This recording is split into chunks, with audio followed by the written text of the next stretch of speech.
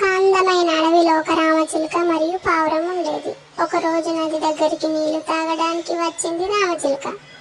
రామచిలుకకి పావురం చాలా అందంగా కనబడింది. అలా అందంగా కనబడడంతో చూస్తూనే ఉండిపోయింది రామచిలుక. ఓ పావురమా, నీవు నాకు చాలా బాగా నచ్చావు, నన్ను వివాహం చేసుకుందువా అన్నది రామచిలుక.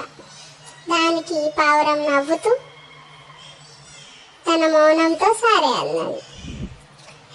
ఒకరోజు రామచిలుక తన తల్లితో పావురాన్ని చూపెట్టడానికి వచ్చింది తను ఉన్న చోటికి. రామచిలుక వాళ్ళ తల్లి పావురాన్ని చూసి తనకు కూడా నచ్చడంతో ఒక మాట అన్నది. కానీ నిన్ను ఒక షరతు పెడతాను, దానికి నువ్వు ఒప్పుకొని అందులో గెలిస్తేనే తన రామచిలుక కొడుకుతో వివాహం జరుగుతుంది అన్నది రామచిలుక తల్లి.